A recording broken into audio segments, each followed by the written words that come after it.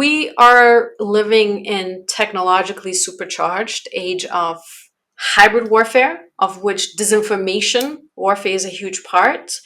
And another sort of aspect of all that that doesn't get discussed enough about is demoralization warfare.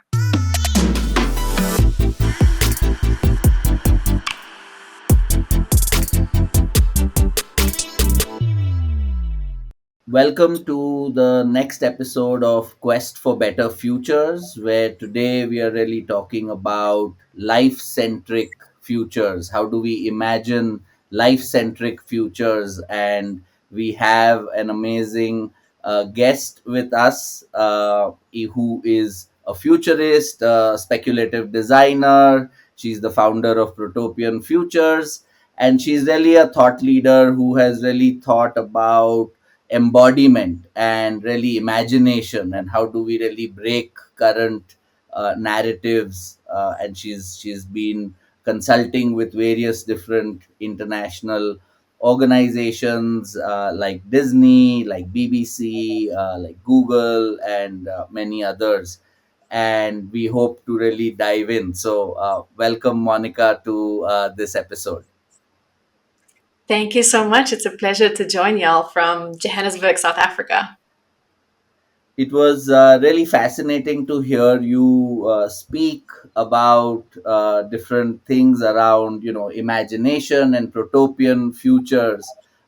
Can you and this episode, I think we wanted to speak about this idea of, imagining life centric futures. And a lot of times, our imagination is not as connected with nature and life around us, but alternate fantasies that have been created by various different kinds of narratives. So in this conversation, I hope to have this sort of question about how can we take life as an inspiration, how do we create the conditions that are metaphors from the nature, from the natural world, to really create imaginations of the future. How do you define imagination for from how you look at the world? So I guess the best known quote of myself, if I may quote myself, is those who control the fantasy control the future.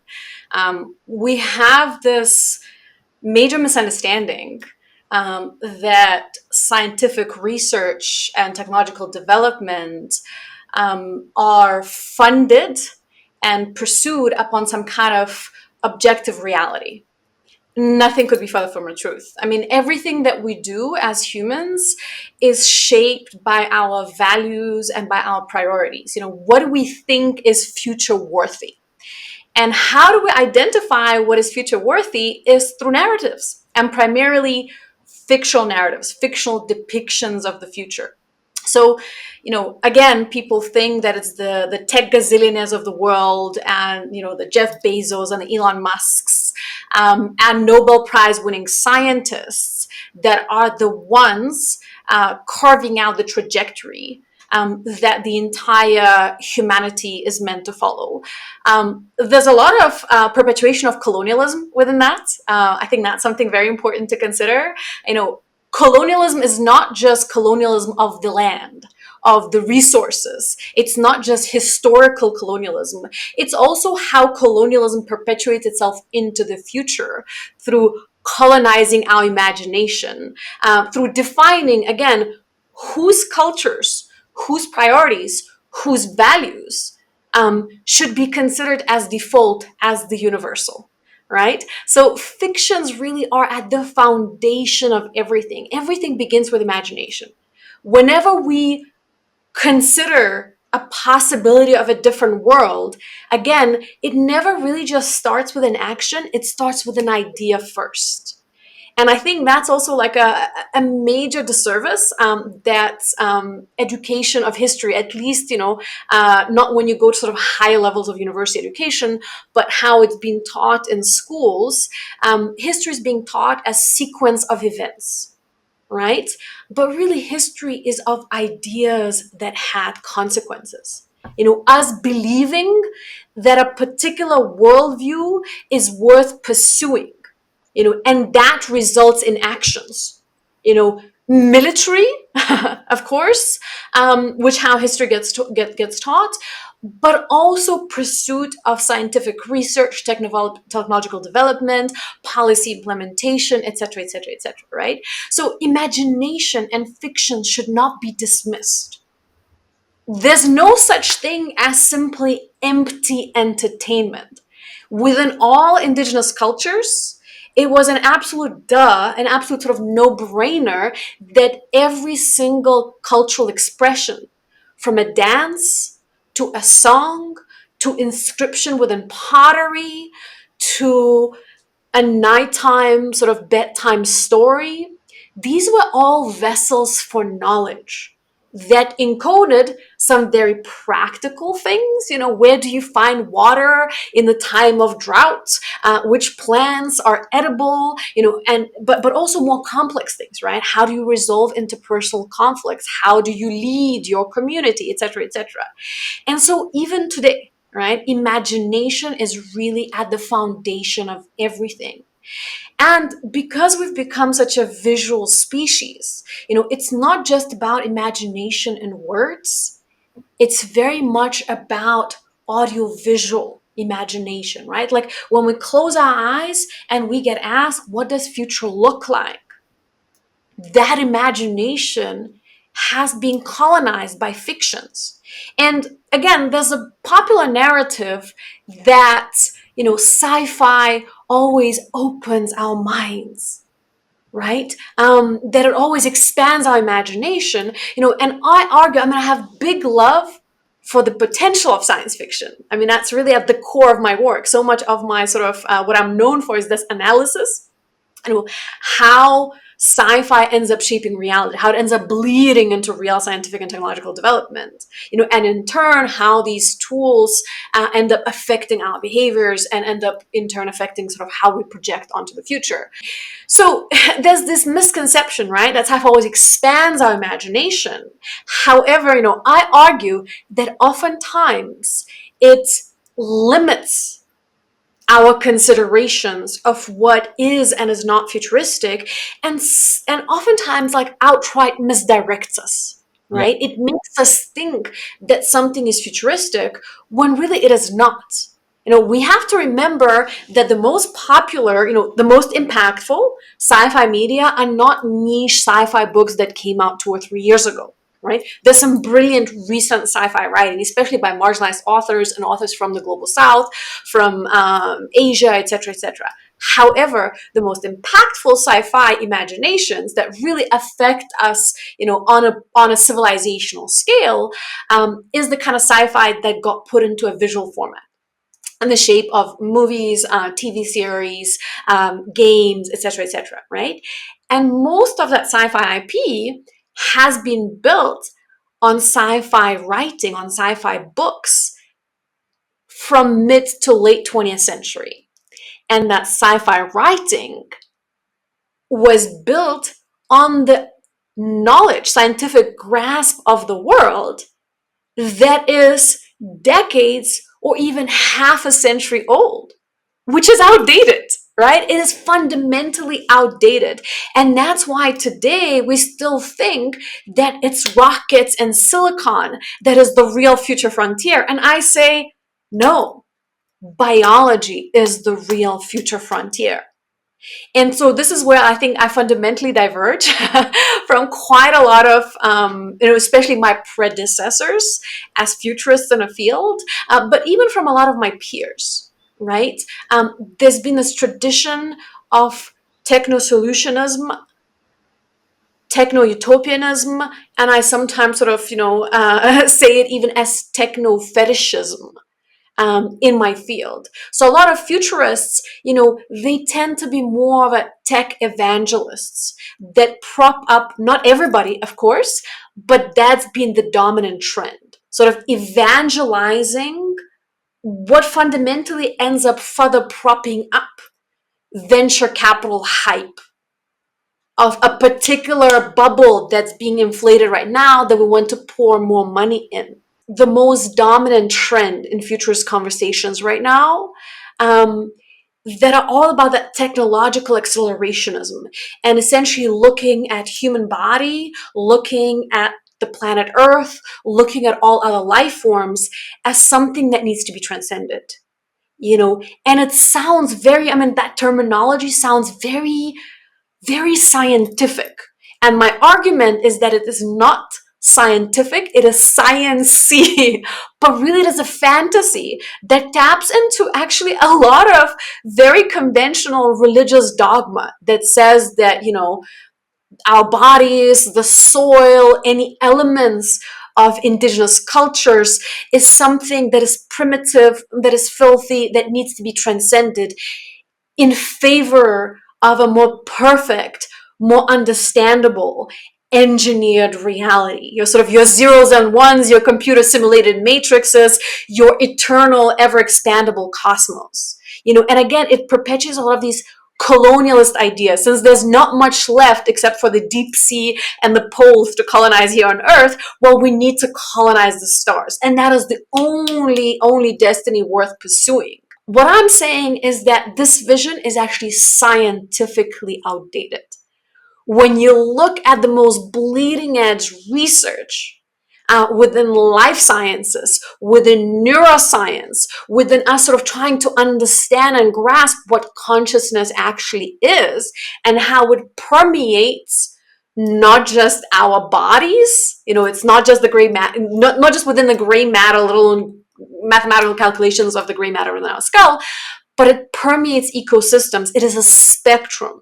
And it's a spectrum that we still really struggle to grasp. What that points you to is, again, our devaluation of infrastructure of life and over-indexing on digital infrastructure.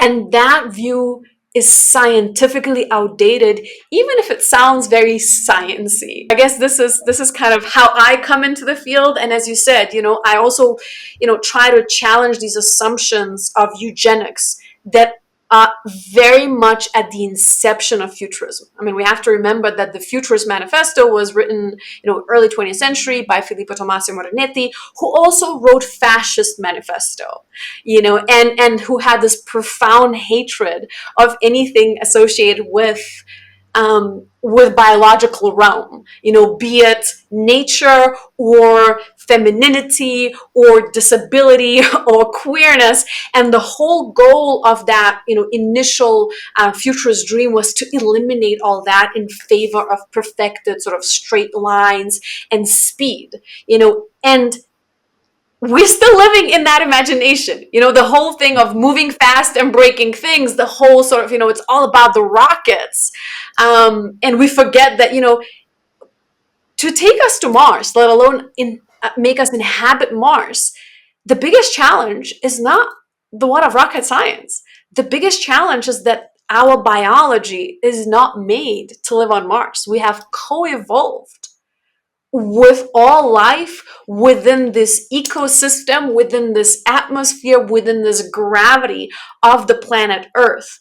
Yeah, no, that's really fascinating, and thank you for sort of painting such an amazing picture about where we are today. And I guess what I was thinking about as you were talking was that a lot of these stories and narratives have been built over decades, and I think it was interesting to hear the idea of how the visual started impacting imagination more strongly as those started coming into being. And how do we really look at the narratives that are coming from Silicon Valley versus today, where there are so many different voices, like in a country like India. We have so many different voices that have religions, class, indigenous communities, who are both neurodivergent and have visible or invisible disabilities and genders.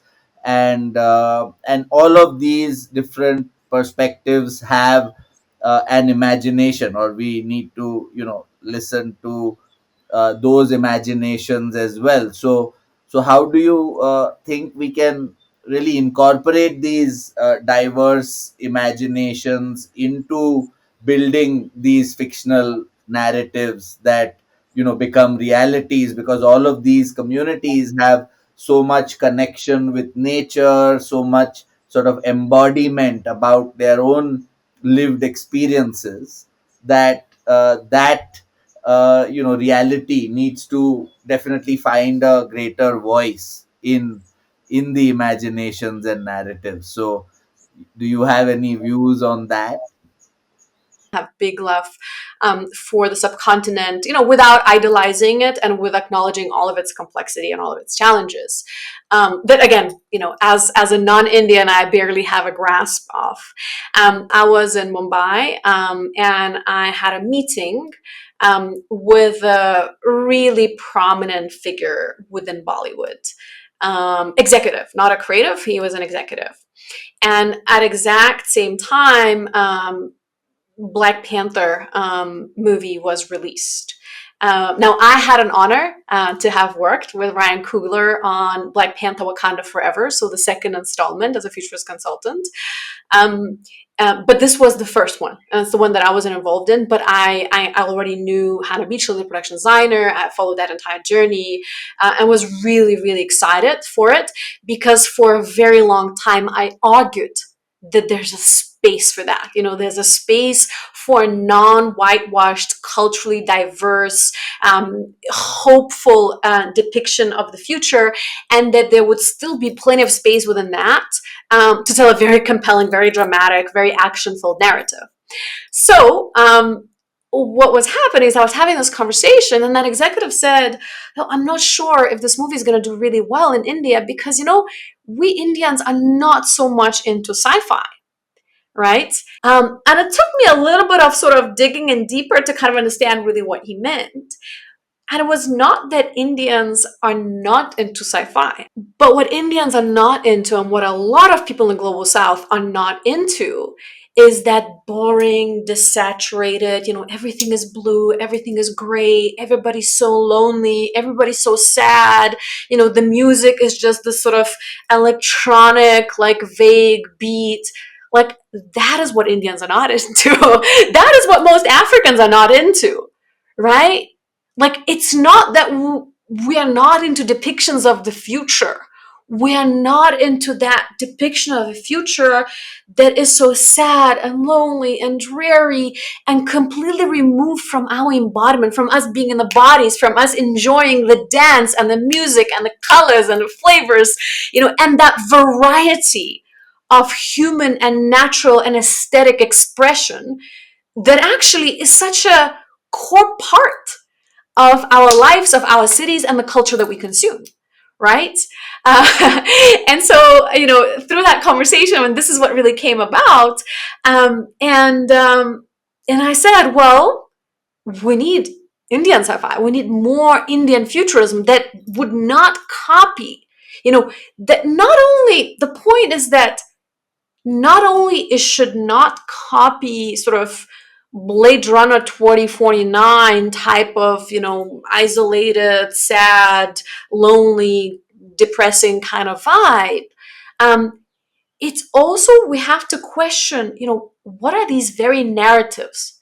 Do we want just an Indian version of Alien or Star Wars or Star Trek? Or we actually have to reconsider, sort of like just kind of slapping in a bit more colorful costumes and a little bit more sound and music, and brown skin onto it? Or do we actually want to question the very premise of these narratives?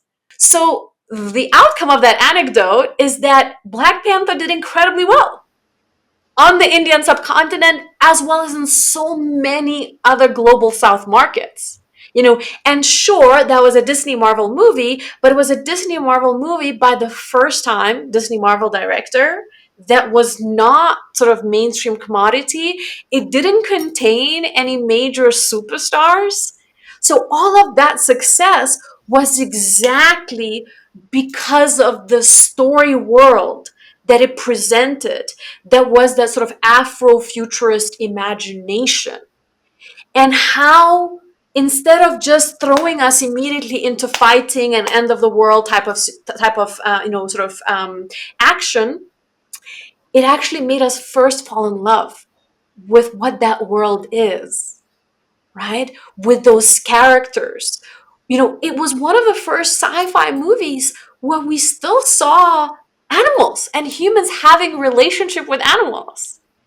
It was one of the very few sci-fi movies that showed realistic, technologically and scientifically advanced civilization on Earth, living within sort of real geopolitical context that did not destroy the living world around it, when nature was part, of daily life of people in Wakanda City, right? It was again one of the very first few sci-fi properties that imagine a world that even within that one singular country, there were multiple remaining tribes and cultural traditions. Not everybody was dressed the same. Not everybody was eating the same. Not everybody was speaking the same. Not everybody had the same cultural belief system. And that's what other sort of predominantly Western white directed science fiction, just makes that as a default assumption. And then your last bit about a question, of these amazing sort of assets of extraordinary cultural plurality, not even diversity. I don't like that word diversity because it assumes that somebody else is default and then somebody else is diverse, Yeah. right? And plurality automatically makes an assumption that we live in a plural world. Nobody's culture is the default. Nothing is normal. Some things are just normalized, whether they be cultural or, for example, concerning disability or neurodivergence. Like autistic people are not abnormal. Non-autistic behaviors are not normal. They just normalized because they sort of, in that case, represent the majority. But even that, sort of, you start untangling, you sort of realize that, well, really, how many of those really, really neurotypical people there are? Sure, autistic people are the minority, but if you look at all of the other aspects of neurodivergence, you might find that the ratios are not ratioing. Similarly, how the global north and global north civilizational model is considered to be the default, and then the entire global south is somehow abnormal when we talk about the future. But really, global south is not developing or underdeveloped. It's not the third world, it is the majority world. It is the space where the future really will be decided. And sometimes we need to sort of, flip things around to see really them for what they are.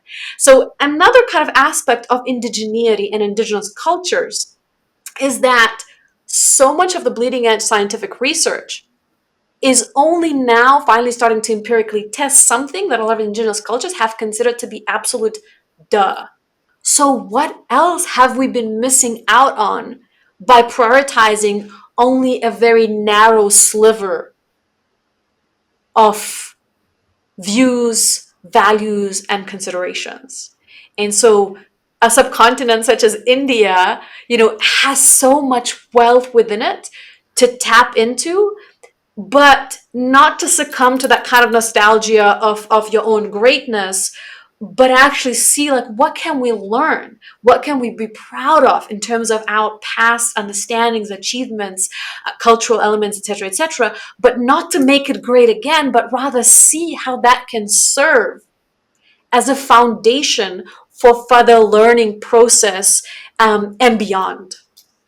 No, that's amazing. I think the point about, how do we really celebrate our, where we are and the pride, and where does, can we reflect on that and build on that, rather than feel like, we are sort of catching up with things, rather than saying we are building on a lot of this evolution that we've had.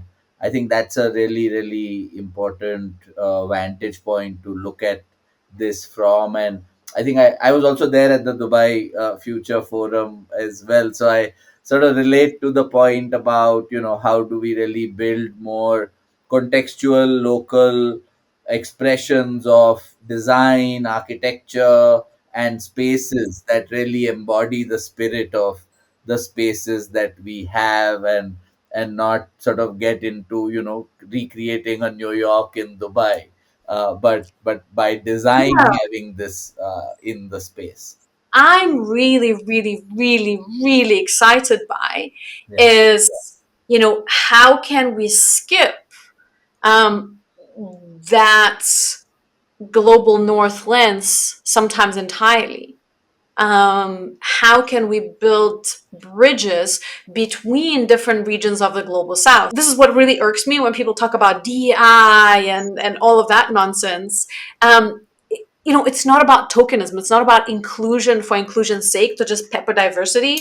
Fundamentally, it is about designing better products, better platforms, better tools, better policies that are better because they're contextual, that are better not because they respond to some kind of wanton fantasies and desires of the most privileged, but the real needs of the majority populations. And so the interest in alternative perspectives should not be something that we engage in, because we have to, because it's such a chore, because we're being forced to, but because they are enriching, Yeah. right?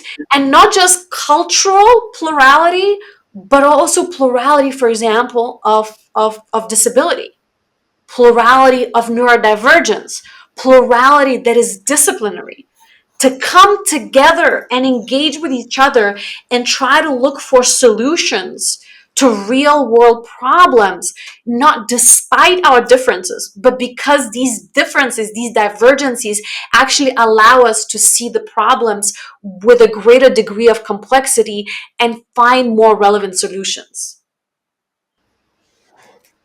Yeah, no, that was really well said. And I think I wanted to move the conversation to, what does, some of the futures thinking and futures literacy mean for young people?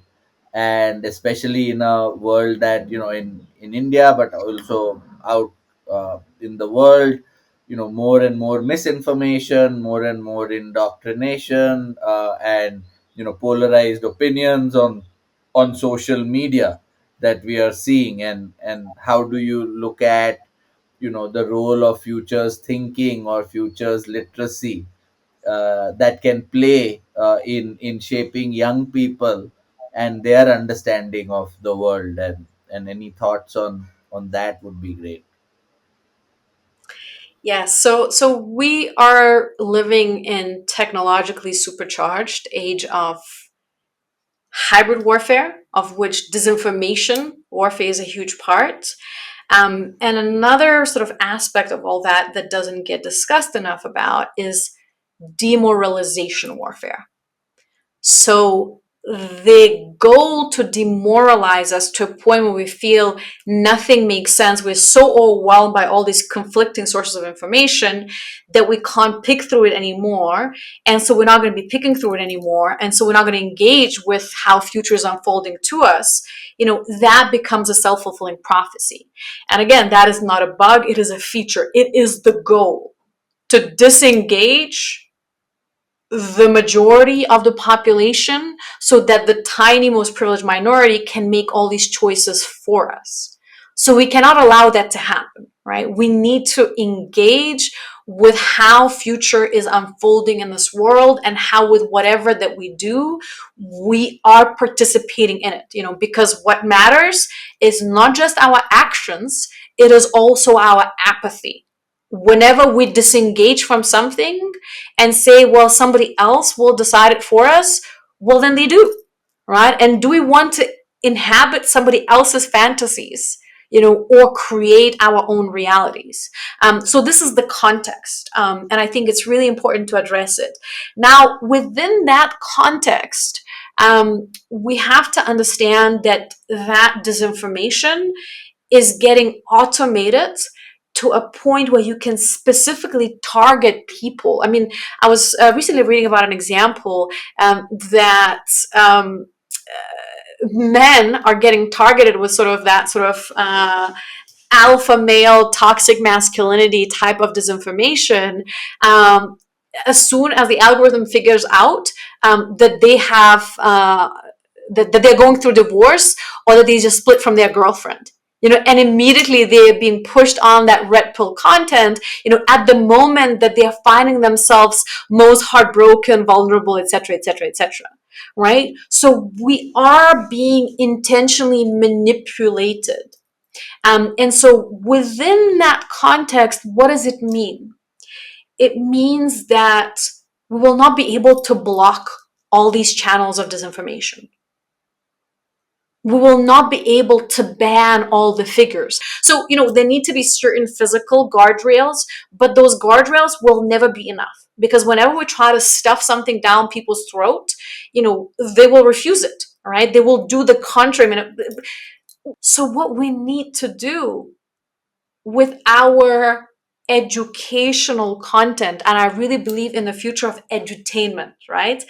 Education and entertainment merging, not to make education decrease its quality, but actually to find a way for us to consume something that gives us joy, that gives us some kind of positive feelings, but is also educational, right? To make education more compelling, we have to compete with these very addictive conspiracy videos on YouTube, right? We need more sort of science communicators. That needs to be, an increasingly popular discipline within our educational systems. Not just to be a scientist, but also to be a science communicator that can serve as a bridge between the actual scientists that are in the lab doing hardcore research, and reaching people to make them be curious of science as pursuit of truth.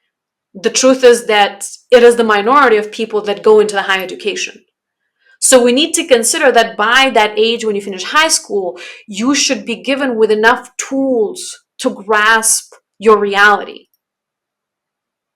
And we are being taught some super ancient history. We should know. Absolutely, we should know, aspects of ancient history, where we've come from, what has been the civilizational journey of the Homo sapiens. But we also need to learn recent geopolitics, so we would have a grasp that, oh, this is happening, in India and Pakistan, for people that are not from India, Pakistan region. Geopolitically, we should have some kind of basic grasp of the world, rather than just a narrow sliver of the world that we come from. Then when it comes to sort of aspects such as, physics, chemistry, biology, we should be given enough tools to understand what's happening to our health, right? So that we could make better health choices for ourselves, so that we could understand what is happening to our loved ones. We should have a grasp of different economic models. We should have a grasp of where technology is going, and how technology is being shaped, and what is the history of technology, so that then we would know that humans comparing our brains to computers is just as ludicrous as humans having in our history compared our brains to telegram and telephone switchboards. If you know the history, you know how to situate yourself within that pattern that brought you to the present day. But also, what's important when we speak about imagination, and that the best of education should give us that information literacy, right? It should teach us to learn. Education should provide us with all of the critical, analytical thinking skills of teaching us how to learn, to grasp what is shaping our reality today, to be able to untangle what is reliable, what is unreliable source of information, when we're being fed by, again, machine learning, automated, targeted, increasingly personalized disinformation that taps into our vulnerabilities, of our individual vulnerabilities, of vulnerabilities of our communities, of our belief systems, and at the same time, give us these tools and these skills of imagination so we could think beyond, so we wouldn't feel stuck, and so that we could begin to think, what is that future that is not stuck within poisonous nostalgia of making something great again, that doesn't just resort into that passive attitude, oh, we're going to have some kind of magical technology, be it, 10 years ago it was virtual reality, 5 years ago it was blockchain and crypto, now it is artificial intelligence, that it will come and just save the day magically without us engaging with it. That we wouldn't sort of resort into these techno solutionist things, but actually would take things into our own hands, and also understand, most importantly, that it takes one person or a tiny group of people to create extraordinary amount of damage. But whenever we want to fix something, whenever we want to repair something, whenever we're trying to nourish and maintain something that works, it doesn't happen in one fell swoop. It takes a lot of people. Yeah. No, that's beautiful. The idea of, interdependence as opposed to just feeling that sort of independence is the way to go. And are we really open to also live in that manner where we really connect deeply? And I was also, thinking as you were talking about, the education and how do we really see that education now is more and more getting dependent on, say, technology platforms, and sort of platforms that are designed for you know maybe building skills, or sometimes platforms tend to just replicate what classrooms do, because the imagination of education is to be one teacher to many students. So do you have any views on the technology platforms, and how do we need to reimagine technology platforms for education and learning? Yeah, so some of the aspects that I'm really, really passionate about is inclusive and embodied education, and doing that contextually.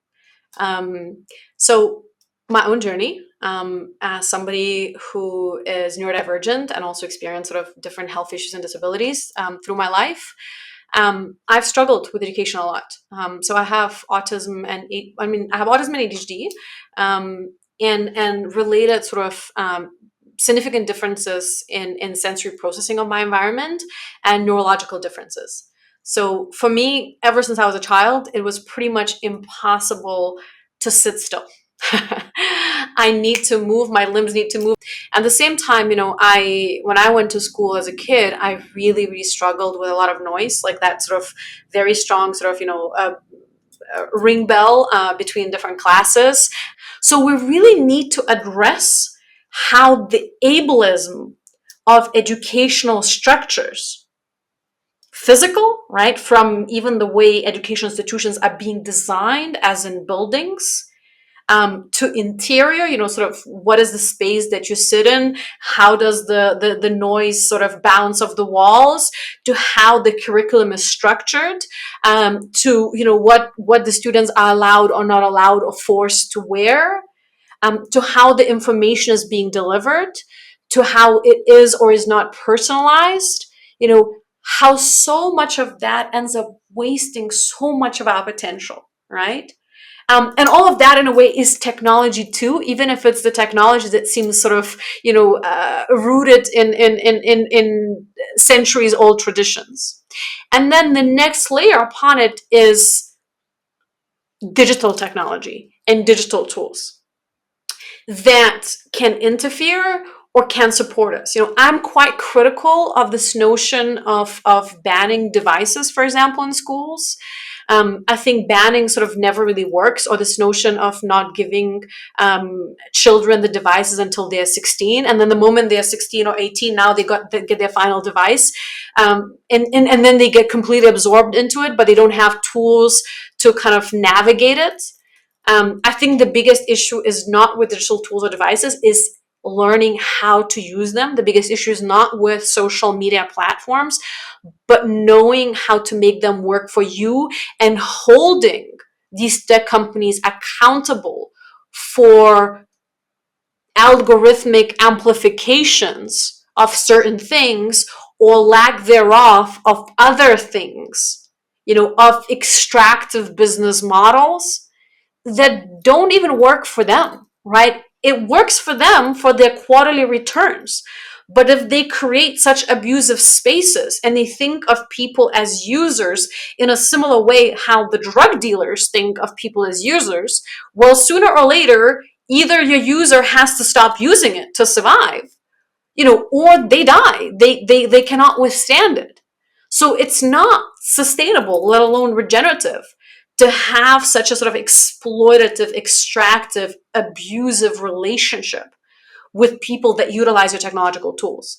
Let's say if we speak about positive experiences of learning that have been transformational, most of the time it's when something was fully immersive, right? When our body was involved in it, when our senses were involved in it, when we remember somehow what did our skin feel like, what did we inhale, what it felt like to touch it. We engaged our body in it. And that is the most visceral type of education that we do not sort of close the book down on and then just move on and forget about. Another aspect is within a lot of indigenous cultures, education is not linear. It is a web of knowledge. So as you add additional knowledge, you don't just add it sort of in a linear fashion. It's almost like a web where you keep hooking new knowledge onto existing knowledge and you weave that fabric that is not even like a 2D, but sort of 3D fabric of understanding. So anytime you add new piece of information, it sheds lights on the previous information and it helps you continuously make sense and make sense in that embodied manner. And I really want to see how we could utilize new technology platforms, especially XR, to tap into some of that at the same time without replacing that. And an example I really, really love to use that I think is so perfect is the work of this XR studio, Marshmallow Laser Feast. So one of the things that they've done is capturing the ecosystem of a tree in the Amazon forest. But the experience does not pretend to replicate what it is like to experience being in the forest, because that is not replicable.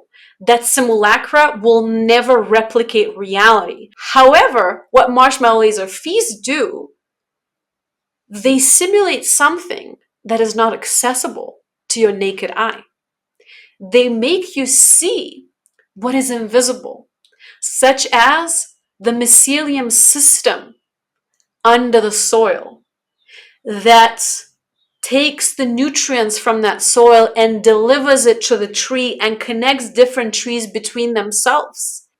That makes you want to appreciate and explore and to connect rather than escape the living world.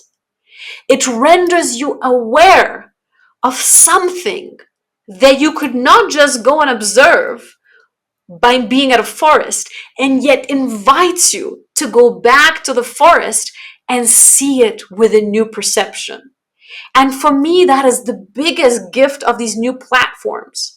Similarly, for a lot of education around understanding how our bodies function.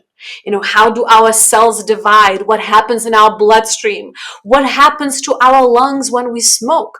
To be able to see that from within, simulated, that is not like a documentary, what happens to the smoker's lungs, right? But in a much more visceral manner to navigate the world, to sort of explore different scenarios, to be able, my big passion is how could we use these immersive media technology tools and now generative AI engines, hopefully better designed, better sourced with non-stolen data, et cetera, et cetera, et cetera, et cetera, right? There's so many ethical issues that, that's a whole kind of footnote, more than a footnote, like a whole hour of conversation, how we should not accept tools as they've been given to us today. We should not use them to replicate something that exists in reality in a mediocre manner to a point where we believe that, well, since we simulated that, it's enough, and also, I can just escape into that simulation. But rather, how do we use these tools to render us more curious of the physical world, and create alternatives to existing systems? So for me, I mean, this stuff is fascinating. There's so much to be done about it. And I really believe that, the future is not sort of AGI that's going to answer everything and anything.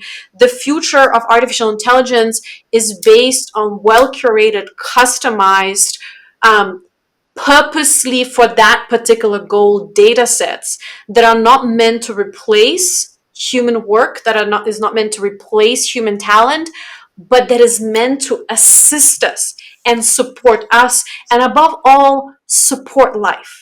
Not replicate life, not replace life, not undermine life, but support life, right? Really be an assistive tool. Tech is not deterministic.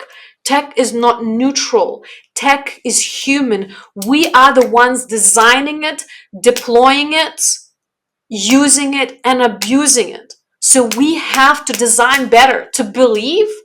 Mark Andreessen was calling tech ethicists the enemies of progress, and nothing could be further from the truth, right? Because people that understand the impact, that have the most visceral grasp of it, they will have the best insights how to design it better, right? And the more pluralistic our teams are, the better we can design, and the more, again, those tools can serve us and not us serving them. Similarly, when we do life-centric design, we don't do it for the planet. We don't do it altruistically for other species. If we understand how codependent we are with our microbiome, and how our microbiome cannot be replenished unless we live in a flourishing ecosystem, we understand that we don't do it for others. We don't do it for the planet. We do it for our own selves. We do it for our own future. This is our insurance policy. And it's an exciting challenge because it is a real challenge. And we will be the ones reaping the fruits of that work that is about continuous lifelong learning that transcends social hierarchies, that transcends generations. Great. I think that there's a lot of things to unpack there. I think really like the point about embodied experiences and embodied wisdom that we have, and whether technology cannot replace that, but to make things more visible, or the invisible visible, and maybe technology playing a role there. I think that's a really interesting thought from specifically immersive learning, and really how do we reimagine that. I think the point that you were making just right now also made me think, and just to close this conversation about really regeneration, right? I mean, technology futures is one way to think, but what do regenerative futures or regenerative technology futures look like? And a lot of what you spoke, I think, just really resonated with how can we really reimagine tech futures from a regenerative lens. So for our viewers, just in really short, if you can share this idea of regeneration, and what do you think regeneration is, and the role that regeneration can play in imagining tech futures. That would be a great way for us to sort of connect the life centered design with what is sort of the technology futures, and see what how we can bring that together as a closing. Yes. So, as we know, sustainability is not enough anymore, right? So much damage has been done that just to sustain the level of that damage is better than nothing at all. But over the long term, that is an insufficient solution.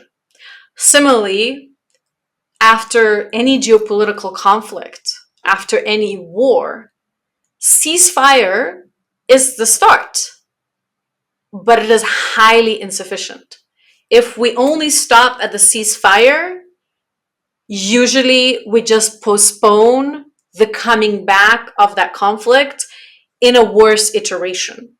So repair work is necessary. We need to acknowledge, as difficult as it is, as ashamed as we might be, the damage that we have caused. And not just oftentimes the damage that we have caused to others. So similarly, right, like when we talk about regeneration of the biosphere, we have to acknowledge that what is the harm that we have done to ourselves and our culture and our civilization in that process of extractive civilizational and extractive technological model. And we also have to acknowledge that the change is not going to happen overnight, right? It's not going to just be like, boom, we're in a completely new social, cultural, political, technological paradigm, right?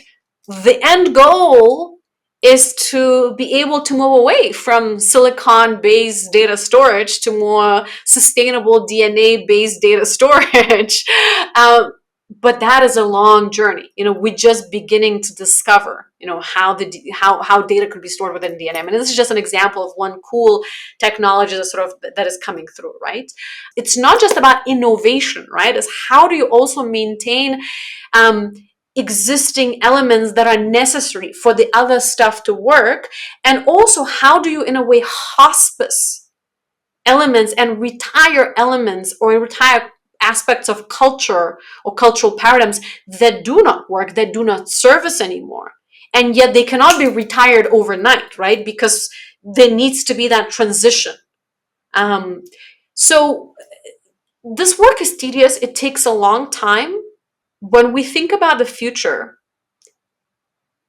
designing regenerative future, we have to set in certain parameters, but it's also about allowing spaces to organically fill in the gaps. Is to tap into something that is really sort of at the core of our story as humanity and understand that technology is just another version of that. Fundamentally, it's not that different from anything else that we've done in the past. It's not this exotic, new, unprecedented thing. Yes, it is unprecedentedly powerful in its destructive capacity. LLMs don't have to be accurate, don't have to be precise in order to push an onslaught of politically divisive disinformation that can be highly effective. However, if you want to use them for medical advice, absolutely they have to be so good and so accurate, and you need to input peer-reviewed data into it exclusively, etc., etc., etc., etc., right? So something doesn't have to be really great to be exponentially destructive. And yet we need to input so much work for it to be constructive. But we have no choice. We have to do that. And I believe as humans, we are very much facing something that is quite akin to terminal cancer diagnosis. But it doesn't mean that it has to be fatal. What it means is that we have to come together, not just sustain and stop the damage, although that is the first step, but have that greater vision of a shared yes that we are saying to, that is not a perfect yes, that will still have to evolve many, many times. And that's for me what protopia is about. Utopia and dystopia are these finite visions. And protopia is really about that process of prototyping and believing that we can imagine and do beyond the status quo, yet at the same time, not make perfect the enemy of the good. Yeah, no, that was really beautiful and inspiring as well. Like a lot of regeneration is in the process, and in sort of embracing the mindset that is needed to prototype and improve and continuously evolve, which I think is really key to any sort of regenerative exercise that we are on to. So yeah, I think thanks a lot for taking the time and joining us and really enlightening us with the wisdom, and inviting us to also think differently about technology, about imaginations, about regeneration, everything. It was an amazing conversation. I really enjoyed myself. Thanks so much, Monica, for doing this. Well, thank you. It was a pleasure. Big love to the subcontinent. And, if anybody wants to reach out, I can be found on most social media platforms, especially on LinkedIn. So do reach out, share what are the interesting things that y'all are doing, whoever's listening there. Point me towards anything interesting that is happening that I might not be aware of. Reach out and share with me whatever you think that I should be aware of.